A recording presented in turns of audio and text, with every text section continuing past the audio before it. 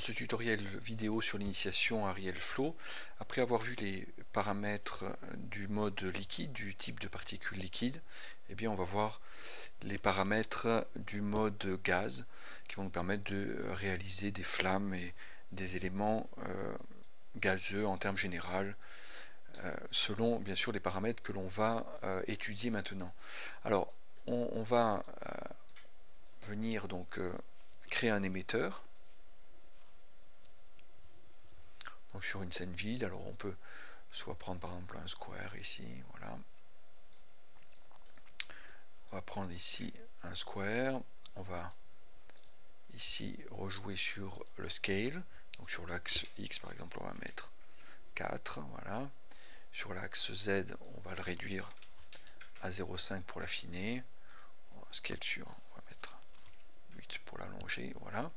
Et puis on va donc en rotation le faire tourner sur l'axe Z ici de 180 pour faire pointer donc vers le haut les particules, puisqu'on a à ce moment-là la ligne donc d'émission, la flèche d'émission vers le haut. Donc on va faire donc des flammes qui partent du bas, de la base ici, et qui vont vers le haut. Ok. Donc on va lancer la simulation, et donc effectivement on a bien ces particules sans aucune autre contrainte, bien qui sont émises donc vers le haut. Ok. Donc avec une densité relativement importante. Là on est en mode liquide, hein, on voit donc, et une résolution aussi donc relativement concentrée et importante, malgré qu'elle soit à une valeur de 1. Ok, donc maintenant on va passer directement en mode gaz, donc type gaz ici. Alors on a des paramètres par défaut ici qui sont affichés, et on a d'autres types de paramètres qui viennent composer donc le type de particules gaz. Donc notamment ce qui change, c'est les températures, température interne et température externe, et la capacité à brûler, donc la heat capacity et la heat conductivity ici, qui vont nous permettre de modifier la forme des particules, la forme globale des particules. Donc on retrouve par contre en tête de la liste donc des caractéristiques du gaz, des paramètres que l'on a déjà vus dans le liquide, donc résolution, densité, pression interne et pression externe, et la viscosité ici. Donc ici, une des premières choses à réaliser pour le gaz, c'est à modifier bien sûr la densité. Donc on n'a pas la même densité quand on a affaire donc à un liquide que l'on a affaire à un gaz. Donc ici la densité est nettement moins importante, on va pouvoir la réduire ici à 10 et relancer donc la simulation.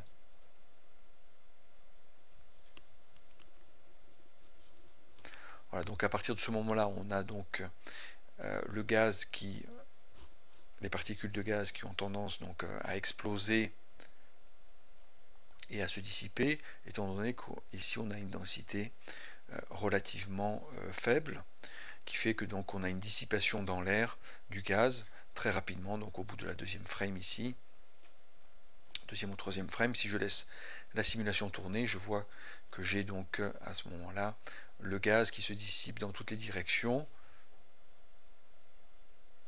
Voilà.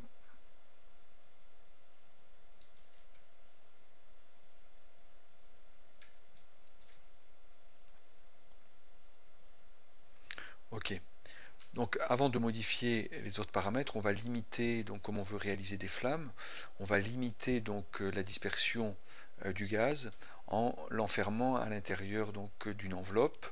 Donc on va faire ici un reset et on va venir donc créer donc un objet donc de type cube par exemple. Donc cet objet de type cube va nous permettre d'enfermer donc l'élément gaz. Donc je vais venir le scaler ici. Voilà. Oups. On va le maintenir bon, légèrement, débordant légèrement. Ici on va agrandir ici et puis on va venir donc agrandir sur le Y, sur la hauteur, et finir de déplacer pour venir au ras donc des particules, de telle manière de ne pas avoir donc de particules qui partent vers le bas. Ok, donc à partir de là, eh bien, on a notre cube, on va venir créer un daemon, un kill daemon, donc on va venir sélectionner le K volume ici, qui va permettre de limiter donc l'émission, la dispersion donc des particules, et l'ensemble des particules va rester dans ce volume là. À partir du moment où les particules vont essayer de sortir de ce volume là, et bien elles seront donc tuées, donc elles se disparaîtront à la limite donc du volume sélectionné. Donc je viens ici sur K volume. Sur K volume, je fais fit to object dans les paramètres, dans notre paramètre ici, et je viens sélectionner mon cube. Ok, donc à partir de là, on va lancer donc la simulation.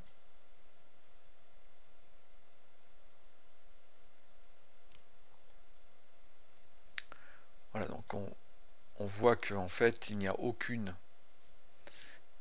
particule qui ne dépasse la limite qui est définie par le K volume ici. Ce qui fait que c'est une des solutions aussi pour remplir un volume de gaz à l'intérieur. Donc ça peut être très bien un objet polygonal sur lequel on applique le K volume et qui va être appliqué donc au système de particules qui émet des particules à l'intérieur.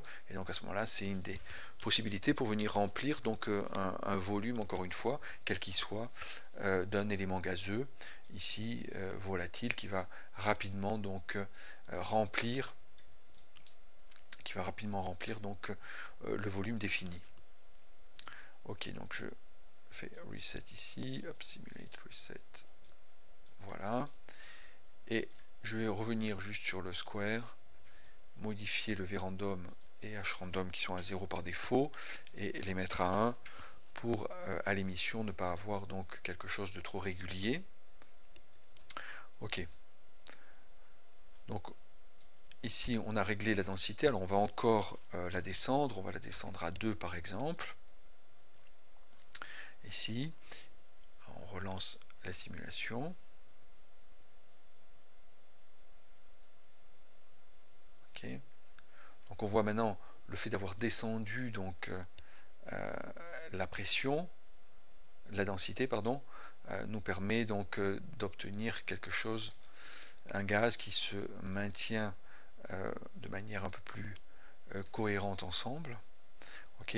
Donc maintenant, ce qu'il faut faire, c'est pour accélérer un peu le mouvement, c'est d'augmenter donc la vitesse, ici speed. Donc on va la multiplier par 3, on va passer à 6. Donc, reset. Ok.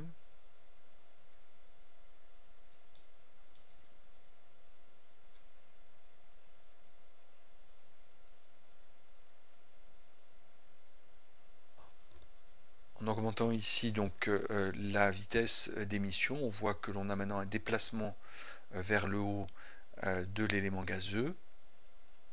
Ok.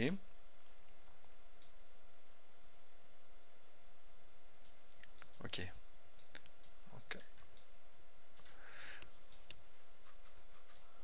Donc densité égale à 2, speed égale à 6 ici. Alors on peut faire un test de densité égale à 1 pour encore obtenir quelque chose de plus léger, tout en maintenant donc une vitesse de 6.